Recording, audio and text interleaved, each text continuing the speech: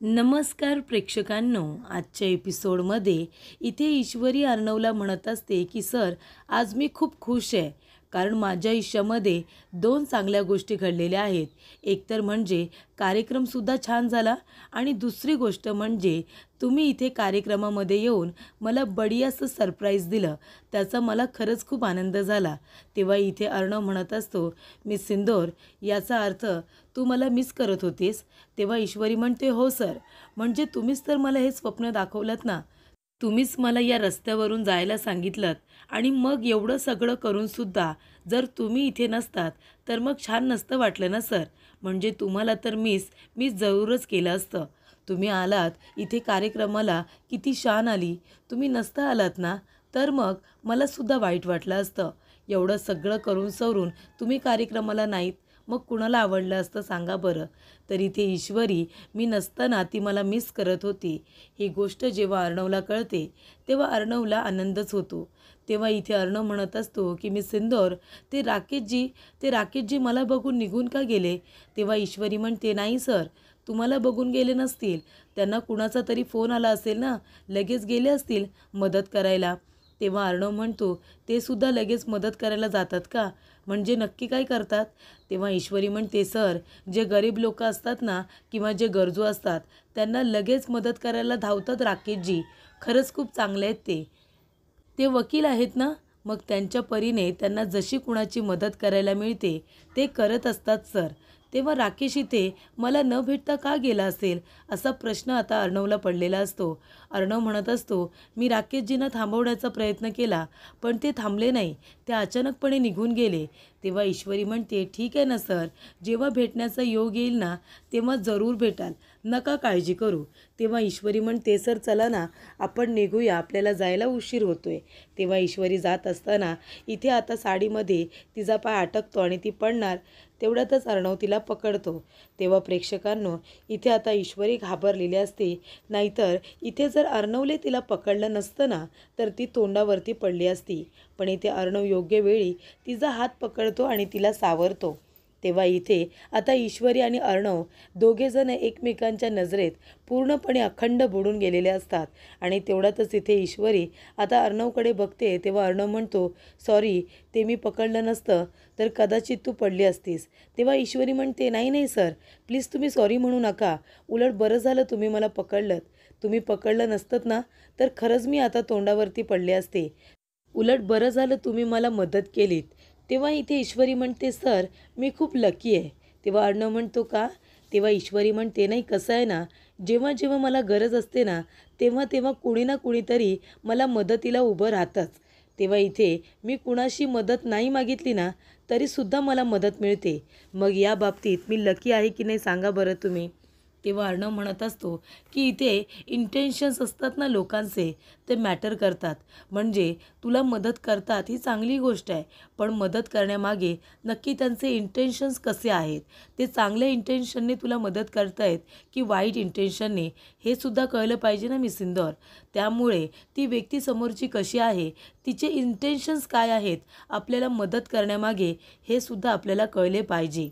तेव्हा ईश्वरी म्हणत असते, अर्णव सर, कसं आहे ना, राकेशजी खरंच खूप चांगले आहेत.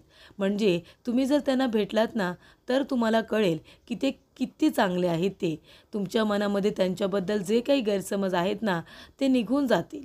तेव्हा इथे अर्णव म्हणत असतो की हे सगळे लॉयर असेच असतात का?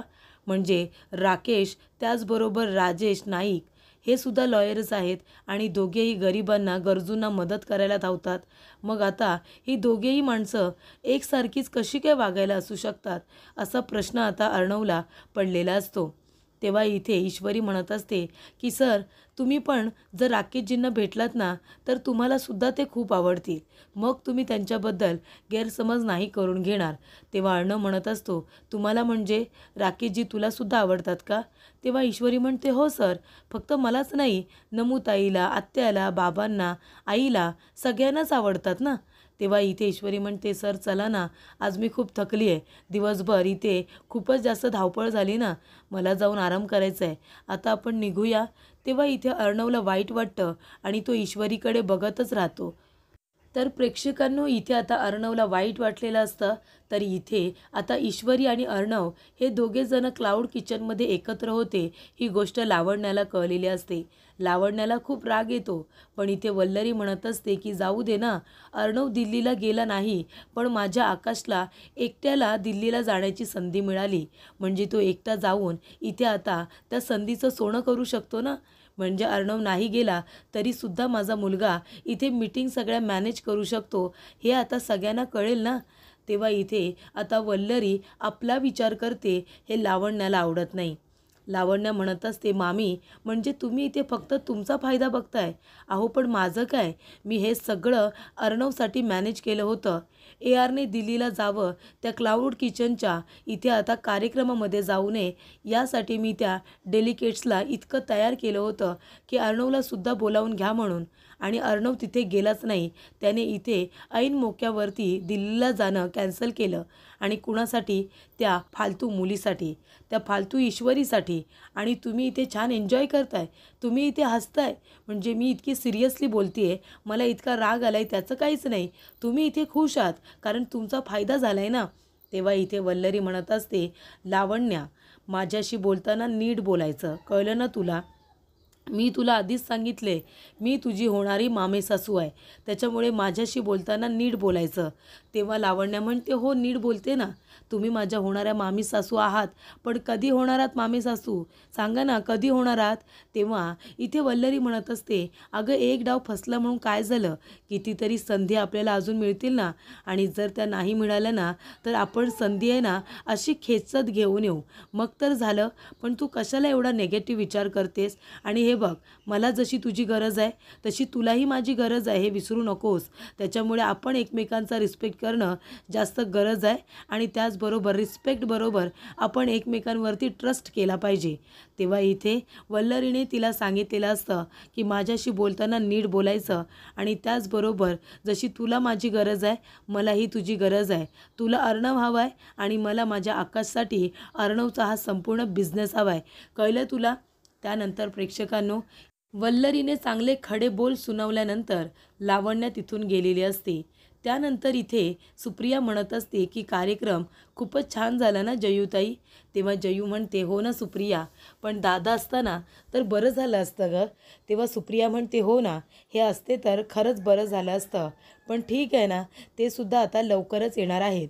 तेव्हा प्रेक्षकांनो, इथे आता जयू आत्या म्हणत असते, कसं आहे ना, मला तर राकेशजी मधूनच कुठे गेले ते काही कळलंच नाही. तेव्हा प्रेक्षकांनो, अर्णव आणि त्याचबरोबर ईश्वरी दोघेही घरी आलेले असतात. तेव्हा ईश्वरी म्हणते, सर माझा मोबाईल गाडीमध्ये राहिला, मी घेऊन येते. तेव्हा इथे अर्णव दारामध्ये येऊन उभा राहिलेला असतो. आणि तेवढ्यातच इथे जयू आत्या म्हणत असते की सुप्रिया काही म्हण, पण मला असं वाटतंय की आपल्या ईश्वरीबद्दल राकेशजींच्या मनामध्ये नक्कीच काहीतरी आहे. तेव्हा तू एक काम कर ना, तू त्यांच्यासमोर आपल्या ईश्वरीचा विषय काढ ना, नाहीतर ईश्वरीजवळ तरी बोल की तिच्या मनामध्ये काय आहे ते तरी विचार. तेव्हा सुप्रिया म्हणत असते, जयूताई मला असं वाटतं की आपण उगाच घाई करतोय. आपल्या इशूच्या मनामध्ये तसं काही असेल मला अजिबात वाटत नाही, कारण तसं काही असतं तर आपल्याला ते जाणवलं असतं ना. आणि हे बघा, आत्ताच मी तिच्याशी काही बोलणार नाही आहे, कारण तिचे बाबा म्हणालेत की मी तिच्याशी बोलणार आहे. तेव्हा यांना येऊ द्या, मग मी त्यांना सांगते आपल्या इशूबरोबर बोलायला. तेव्हा जयू आत्या म्हणत असते, अगं मला असं वाटतं की ईश्वरीच्या मनामध्ये सुद्धा तेच असेल. का नसणार आहे, राकेशजी किती चांगले आहेत. तेव्हा सुप्रिया म्हणत असते, तरीसुद्धा मी तिला विचारल्याशिवाय कुठलाही निर्णय घेणार नाही, आणि तुम्ही प्लीज आधी आपल्या इशूबरोबर काहीच बोलू नका. तेव्हा इथे आता ईश्वरी आलेली असते. ईश्वरी म्हणते, सर अहो तुम्ही अजून दारातच का उभे, पिशव्या घरामध्ये ठेवायच्या ना, चला या बरं. तेव्हा इथे सुप्रिया म्हणते, इशू अगं तुम्ही कधी आलात. तेव्हा ईश्वरी म्हणते, हे काय, आम्ही आत्ताच आलो. तेव्हा सुप्रिया म्हणत असते, अगं इशू तू पण ना, तू अर्णवच्या हातामध्ये काय पिशव्या दिल्यास, अर्णव दे इकडे पिशव्या दे. तेव्हा इथे अर्णव आता खूपच मोठ्या धक्क्यामध्ये असतो. तो एकटाच दारामध्ये उभा राहिलेला असतो. त्याला काय बोलावं, कसं वागावं काही कळत नसतं, कारण ईश्वरीबद्दल त्याच्या मनामध्ये किती प्रेम आहे प्रेक्षकांनो ते आपल्या सगळ्यांनाच माहिती आहे. आणि आता ईश्वरी त्याला इतकी आवडायला लागली की ती मुंबई सोडून जायला नको यासाठी अर्णव किती प्रयत्न करतोय. आणि इथे त्याला कळतंय की हे लोक राकेशचा आणि ईश्वरीच्या लग्नाचा विचार करतायत. तेव्हा इथे आता अर्णव गप्पच झालेला असतो. सुप्रिया म्हणते, अर्णव अरे ये ना बस, मी तुझ्यासाठी तुला आवडतो तसा चहा करते. तेव्हा अर्णव म्हणतो नाही नको. तेव्हा ईश्वरी म्हणते, सर हे काय बोलताय तुम्ही, आज चक्क तुम्ही आईच्या हातच्या चहाला नाही म्हणताय. म्हणजे सर तुमच्या लक्षात नसेल पण मी तुम्हाला सांगते, तुम्ही फक्त इथे आईच्या हातचा चहा प्यायचा होता म्हणून कारणं काढून यायचात. तुम्हाला आठवतंय ना. तेव्हा इथे अर्णव म्हणतो, हो पण आज मला खूप काम आहे, म्हणजे उशीरसुद्धा झाला आहे ना, वाट बघत असतील सगळे, मला जायला हवं. तेव्हा प्रेक्षकांनो इथे अर्णव सरळ आता निघून जातो, कारण त्याला ते सहन होत नाही. तेव्हा इथे सुप्रिया म्हणत असते, काय गं इशू काय झालं, अर्णव असा अचानक का निघून गेला, तुमचं काही भांडण वगैरे झालं आहे का, तू भांडलीस का त्याच्याशी. तेव्हा इशू म्हणते, नाही नाही अजिबात नाही, मी काही भांडण वगैरे केलेलं नाही आहे. उलट मलाच आश्चर्य वाटलं की आम्ही येताना तर नीट आलो, पण सर असे अचानक का निघून गेले, मला खरंच काही कळत नाही आहे. तेव्हा इथे ईश्वरीला सुद्धा इथे आता प्रश्न पडलेला असतो की अर्णव अचानकपणे का बरं निघून गेला असेल, ते सुद्धा काही न बोलता. तेव्हा इथे अर्णव आपली गाडी घेतो आणि इथे खूपच जास्त दुःखद अंतःकरणाने तो तिथून निघालेला असतो. त्यानंतर इथे आता राकेश घरी येतो. राकेश म्हणत असतो की मला इथे आता अर्णवने त्या ठिकाणी बघितलं तर नसेल ना, की मला बघितलं असेल, काही कळत नाही आहे. तेव्हा राकेश म्हणतो, तो पण ना आता नको त्या वेळेला नको तेव्हा त्या ठिकाणी पोचायला लागला आहे. तेव्हा अंजली येते.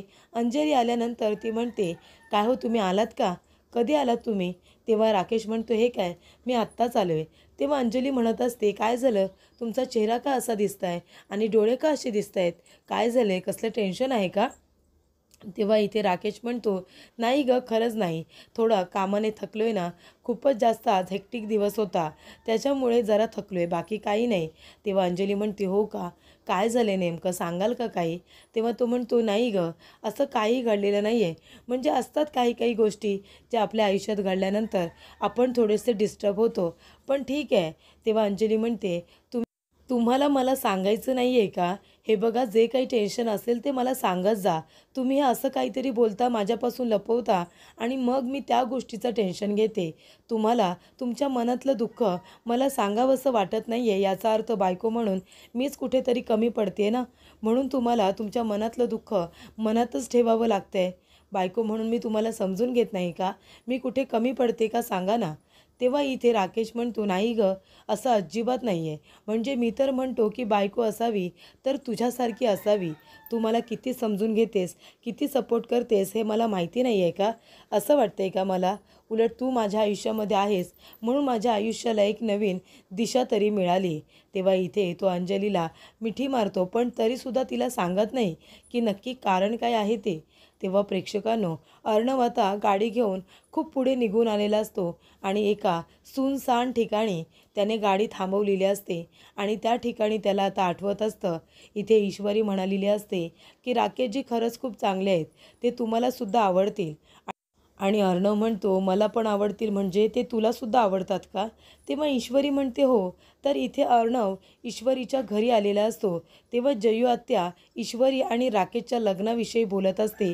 तेव्हा इथे प्रेक्षकांनो अर्णवने ते बोलणं ऐकलेलं असतं आणि जयू आत्या अर्णवचा राग करते आणि ती राकेश आणि ईश्वरीच्या लग्नाचा विचार करते. ही गोष्ट जेव्हा अर्णवला कळते, अर्णव आता खूपच जास्त हर्ट होतो आणि तो इथे जोरात ओरडत असतो, कारण त्याला राग आलेला असतो की हे सगळं असं कसं घडू शकतं. इथे अर्णवच्या मनामध्ये ईश्वरीबद्दल इतकं प्रेम आहे की तो तिच्या नावासमोर आता दुसरं कुणाचं नावसुद्धा सहन करू शकत नाही आहे. तेव्हा इथे अर्णवला सातत्याने त्याच गोष्टी आठवत असतात. म्हणजे इथे ईश्वरी म्हणालेली असते की राकेशजी खूप चांगले आहेत आणि ते ऐकल्यानंतर अर्णवला त्या गोष्टीचा राग आलेला असतो. तर प्रेक्षकांनो इथे आता ईश्वरीचा क्लाउड किचनचा पहिला दिवस असतो. ईश्वरी जायला निघालेली असते तेव्हा सुप्रिया तिथे येते आणि म्हणते की इशू थांब, आणि तिला दही साखर खायला देते.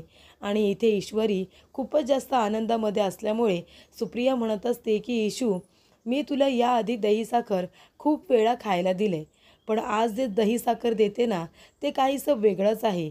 म्हणजे आज तुझ्या चेहऱ्यावरचा जो ग्लो आहे, जो काही उत्साह आहे, तो जरा वेगळाच आहे असं मला वाटतंय. तेव्हा इथे आतापर्यंत तू दुसरं कुणाच्या तरी हाताखाली काम करत होतीस, पण आज तू घराबाहेर पडतेस ते स्वतःचं अस्तित्व निर्माण करायला, स्वतःची ओळख, स्वतः इथे क्लाउड किचन सुरू करणार आहेस. त्याच्यामुळे इथे आता बिझनेस वुमन म्हणून तू बाहेर पडतेस असं मला वाटतंय. तेव्हा इथे ईश्वरीला आपल्या आईच्या तोंडून आपलं कौतुक करताना ऐकून तिला खूप जास्त आनंद होतो. ती आपल्या आईला मिठी मारते आणि म्हणत असते की आई, अगं म्हणजे खरंच सांगू का, मलासुद्धा खूप जास्त छान वाटतंय, पण थोडीशी मनामध्ये धुकधुकसुद्धा वाटते गं. तेव्हा सुप्रिया म्हणते, ती सगळी धुकधुक आता निघून जाईल. तू इथे जोमाने कामाला सुरुवात कर, सगळं बढिया होऊन जाईल.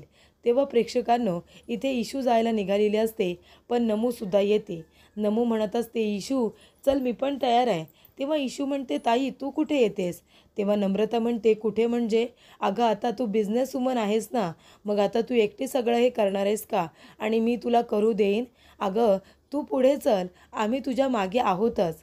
बिझनेस वुमन तुम आगे बढ़ो, हम तुम्हारे साथ है, असं नम्रता म्हणत असते. तू काय सगळं एकटीने करणार आणि मी तुला करू देईन? तेव्हा सुप्रिया म्हणत असते, बरं झालं नमो तू सुद्धा जातेस तिच्याबरोबर. इशू अगं एकीला दोघी असतील ना तर कामसुद्धा व्यवस्थित होईल आणि तुझ्याबरोबर तुला मदतीला कोणी नको का?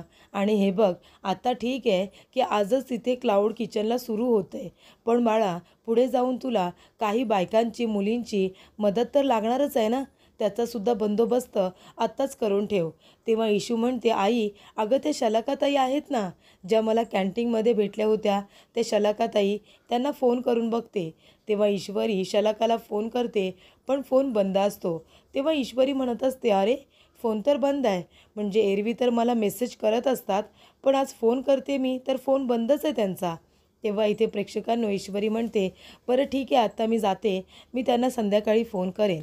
त्यानंतर प्रेक्षकांनो इथे अर्णव आपल्या रूममध्ये एकटाच बसलेला असतो. त्याला इथे वाईट वाटलेलं असतं. काल तो खूपच जास्त हर्ट झालेला असतो ईश्वरी आणि राकेशच्या लग्नाचा विषय ऐकून. तेव्हा अंजली येते आणि म्हणत असते, चिंटू काय रे तू कधी आलास मग रात्री?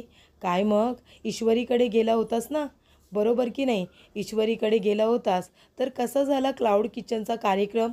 अरे मी आणि मामा आम्ही दोघेजणंसुद्धा येत होतो, पण कसं आहे ना, आजीला आवडलं नसतं ना, म्हणून आम्ही नाही आलो. आजीचंसुद्धा काहीतरी काम होतं, मग आम्ही घरीच थांबलो. तेव्हा इथे अंजली म्हणते, काय झालं चिंटू, तिथे क्लाउड किचनच्या कार्यक्रममध्ये काही झालं आहे का? तू हर्ट झाला आहेस का? तुझा चेहरा का असा दिसतोय आणि तुझे डोळे, तुझी झोप झालेली नाही आहे का चिंटू? सांग ना. तेव्हा इथे अर्णव गप्पच असतो. तेव्हा अंजली म्हणत असते, चिंटू हे बघ, मला कळत नाही आहे की तुला काय बोलायचं आहे, पण हे बघ तू खूप जास्त हर्ट झाला आहेस हे मला तुझ्याकडे बघून कळतं आहे. काल काही झालं आहे का? ईश्वरी तुला काही बोलले आहे का? तेव्हा अर्णव म्हणत असतो, नाही ताई असं काही नाही आहे. कधीकधी अचानकपणे आपण एखाद्या ठिकाणी जातो आणि नको त्या गोष्टी कानावरती पडतात, ज्याच्यामुळे आपल्याला फार वाईट वाटतं. तेव्हा इथे आता त्याला कळतच नाही की इथे अंजलीला काय सांगावं. तेव्हा इथे अर्णव म्हणत असतो की ताई ते जाऊ दे सगळं, तू मला सांग जीजू आले का? जीजू काल कुठे गेले होते संध्याकाळी? तेव्हा अंजली म्हणत असते, अरे हे ना नाटकाला गेले होते, ते नाटकाला गेले होते मला त्यांनी सांगितलं. तेव्हा इथे आता राकेशने स्वतःचा गुन्हा लपवण्यासाठी अंजलीला असं सांगितलेलं असतं की तो नाटकाला चालला आहे. तेव्हा इथे अंजलीला ते खरंच वाटतं. त्यानंतर इथे अंजली म्हणते, ते सगळं जाऊ दे, आधी तू मला सांग ना, तुला कसलं टेन्शन आहे? तेव्हा तो म्हणतो, नाही ताई कधी कधी कसं असतं ना, असं सिरियसली बोलत असताना तो मध्येच बोलतो की मला तुझ्या हातची कॉफी प्यावीशी वाटते, तू प्लीज मला कॉफी देशील का? पण तू घेऊन येऊ नकोस, कुणाकडून तरी पाठवून दे. तेव्हा इथे अंजली म्हणते, ठीक आहे मी तुझ्यासाठी कॉफी पाठवून देते. तेव्हा इथे अर्णव विचार करत असतो की म्हणजे जीजू काल नाटकाला गेले होते असं सांगितले त्यांनी ताईला. तेव्हा इथे आता अर्णव हा वेगळ्या विचारांमध्ये असतो, तर इथे राकेश आपल्या मोबाईलवरती फुटेज बघत असतो, ज्याच्यामध्ये इथे ईश्वरीचे बाबा आता इंदोरवरून आलेले असतात. तेव्हा राकेश म्हणतो, चला सासरे बुवा आलेत, आता लवकरच त्यांच्यासमोर इथे आता लग्नाची मागणी घालतो आणि त्यांचा होकार मिळवतो. तेव्हा इथे अर्णव ईश्वरीला भेटायला आलेला असतो. तो म्हणत असतो, मी सिंदोर, हे राकेश जे आहेत तरी कोण? त्यांचा फोटो वगैरे तुझ्याकडे असेलच ना, मला असं बघू दे तरी ते कोण आहेत ते. तेव्हा प्रेक्षकांनो इथे आता ईश्वरी म्हणत असते, फोन फोनमध्ये फोटो आहे ना, दाखवला असता पण माझे हात खराब आहेत ना म्हणून. पण काही हरकत नाही, तो काय माझा फोन तिथेच आहे. तुम्ही बघा ना फोटोमध्ये, गॅलरीमध्ये बघा त्यांचा फोटो असेल. तेव्हा इथे अर्णव ईश्वरीचा फोन घेतो आणि त्याच्यामध्ये काही फोटोज असतात ते बघत असतो. तेव्हा इथे आता एक फोटो बघितल्यानंतर अर्णवचे डोळेच मोठे होतात. तो इथे आश्चर्याने ईश्वरीकडे आता बघायला लागतो.